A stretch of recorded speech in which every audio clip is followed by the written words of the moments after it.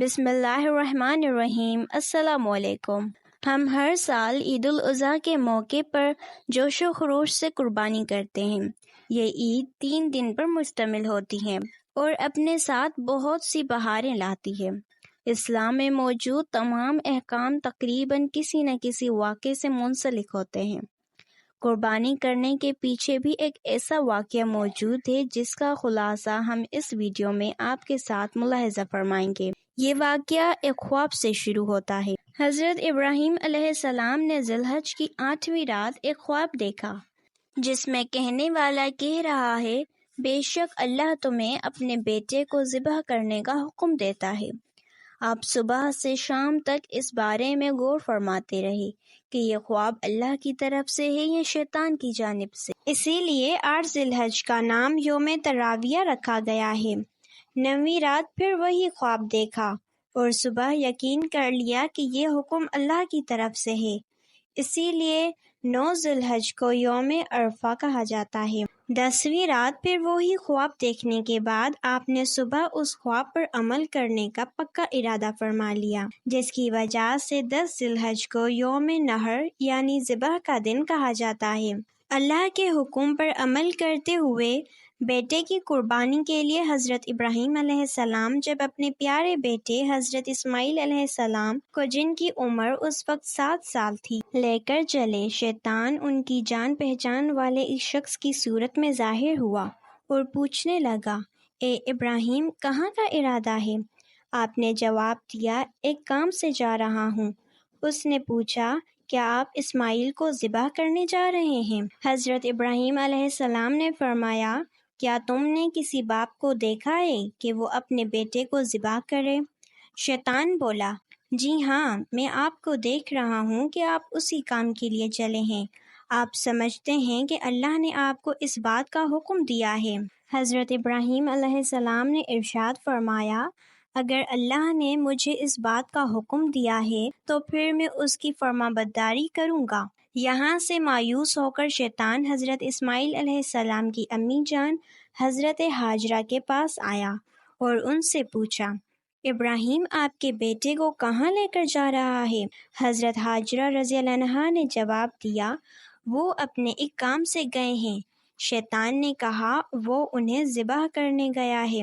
ہاجرہ نے فرمایا، کیا تم نے کبھی کسی باپ کو دیکھا ہے کہ وہ اپنے بیٹے کو ذبح کرے؟ شیطان نے کہا، وہ یہ سمجھتے ہیں کہ اللہ نے انہیں اس بات کا حکم دیا ہے۔ یہ سن کر حضرت ہاجرہ نے ارشاد فرمایا، اگر ایسا ہے تو انہوں نے بالکل ٹھیک کیا اور اللہ تعالیٰ کی فرمانبرداری کی ہے۔ اس کے بعد شیطان حضرت اسماعیل علیہ السلام کے پاس آیا اور انہیں بھی اس طرح سے بہکانے کی کوشش کی، لیکن انہوں نے بھی یہی جواب دیا کہ اگر میرے ابو جان اللہ کے حکم پر مجھے ذبح کرنے لے جا رہے ہیں تو بہت اچھا کر رہے ہیں۔ جب شیطان باپ بیٹے کو بہکانے میں ناکام ہوا اور جمرے کے پاس آیا تو حضرت ابراہیم علیہ السلام نے اس سے 7 کنکریاں ماری۔ کنکریاں مارنے پر شیطان آپ کے راستے سے ہٹ گیا۔ یہاں سے ناکام ہو کر شیطان دوسرے جمرے پر گیا۔ فرشتے نے دوبارہ حضرت ابراہیم علیہ السلام سے کہا، اسے ماریے۔ آپ نے اس سے 7 کنکریاں ماریں تو اس نے راستہ چھوڑ دیا۔ اب شیطان تیسرے جمرے کے پاس پہنچا۔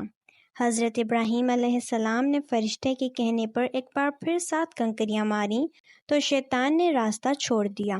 شیطان کو 3 مقامات پر کنکریاں مارنے کی یاد باقی رکھی گئی ہے اور آج بھی حاجی ان تینوں جگہوں پر کنکریاں مارتے ہیں۔ حضرت ابراہیم علیہ السلام جب حضرت اسماعیل علیہ السلام کو لے کر کوہ صبیر پر پہنچے تو انہوں نے اللہ کے حکم کی خبر دی، جس کا ذکر قرآن کریم میں ان الفاظ میں ہے۔ ترجمہ، اے میرے بیٹے، میں نے خواب دیکھا ہے، میں تجھے ذبح کرتا ہوں، اب تو دیکھ تیری کیا رائے ہے؟ فرمانبردار بیٹے نے یہ سن کر جواب دیا، اے میرے باپ، کیجئے جس بات کا آپ کو حکم ہوتا ہے، خدا نے چاہا تو قریب ہے کہ آپ مجھے صابر پائیں گے۔ حضرت اسماعیل علیہ السلام نے اپنے والد محترم سے مزید عرض کی، ابو جان، ذبح کرنے سے پہلے مجھے رسیوں سے مضبوط باندھ دیجیے تاکہ میں ہل نہ سکوں، کیونکہ مجھے ڈر ہے کہ کہیں میرے ثواب میں کمی نہ ہو جائے۔ اور میرے خون کے چھینٹوں سے آپ اپنے کپڑے بچا کر رکھیے تاکہ انہیں دیکھ کر میری امی جان غمگین نہ ہوں۔ چھری خوب تیز کر لیجئے کہ میرے گلے پر اچھی طرح چل جائے، کیونکہ موت بہت سخت ہوتی ہے۔ آپ مجھے ذبح کرنے کے لیے پیشانی کے بل لٹائیے تاکہ آپ کی نظر میرے چہرے پر نہ پڑے، اور جب آپ میری امی جان کے پاس جائیں تو انہیں میرا سلام پہنچا دیجئے، اور اگر آپ مناسب سمجھیں تو میری قمیض انہیں دے دیجئے، اس سے ان کو تسلی ہوگی اور صبر آ جائے گا۔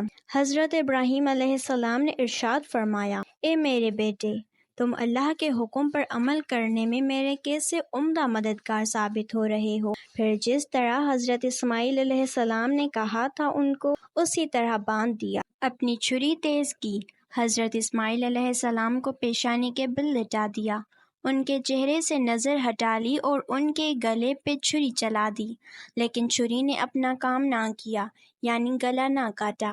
اس وقت حضرت ابراہیم علیہ السلام پر وحی نازل ہوئی۔ ترجمہ: اور ہم نے اسے ندا فرمائی کہ اے ابراہیم، بے شک تو نے خواب سچ کر دکھایا، ہم ایسے ہی صلہ دیتے ہیں نیکوں کو۔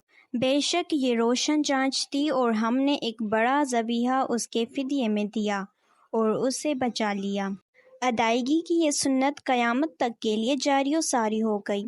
حضرت ابراہیم علیہ السلام نے حضرت اسماعیل علیہ السلام کے فدیے میں جو مینڈھا ذبح فرمایا تھا، اکثر مفسرین کا کہنا یہ ہے کہ وہ مینڈھا جنت سے آیا تھا، اور یہ وہ مینڈھا تھا جس کو حضرت آدم علیہ السلام کے بیٹے حضرت حابیل نے قربانی میں پیش کیا تھا۔ اس مینڈھے کا گوشت پکایا نہیں گیا تھا، بلکہ اسے درندوں اور پرندوں نے کھا لیا۔ ایک صحابی رضی اللہ عنہ فرماتے ہیں کہ اس مینڈھے کے سینگ عرصہ دراز تک کعبہ شریف میں رکھے رہے، یہاں تک کہ جب کعبہ شریف میں آگ لگی تو اس کے ساتھ وہ سینگ بھی جل گئے۔ یاد رکھیں، اگر کوئی شخص خواب یا غائبی آواز کی بنیاد پر اپنے یا دوسرے کے بچے یا کسی انسان کو ذبح کرے گا تو سخت گناہگار اور عذاب نار کا حقدار قرار پائے گا۔ حضرت ابراہیم علیہ السلام جو خواب کی بنا پر اپنے بیٹے کی قربانی کے لیے تیار ہو گئے، یہ حق ہے، کیونکہ آپ نبی ہیں اور نبی کا خواب وحی الہی ہوتا ہے۔ یہ ان حضرات کا امتحان تھا۔ حضرت جبریل علیہ السلام جنتی دمبہ لے آئے، اور اللہ پاک کے حکم سے حضرت ابراہیم علیہ السلام نے اپنے پیارے بیٹے کے بجائے اس جنتی دمبے کو ذبح فرما دیا، اور حضرت اسماعیل علیہ السلام کی اس انوکھی قربانی کی یاد تا قیامت قائم رہے گی، اور مسلمان ہر سال بقرہ عید میں مخصوص جانوروں کی قربانی پیش کرتے رہیں گے۔ ملتے ہیں ایک دوسرے خوبصورت واقعے کے ساتھ، جب تک کے لیے اللہ حافظ۔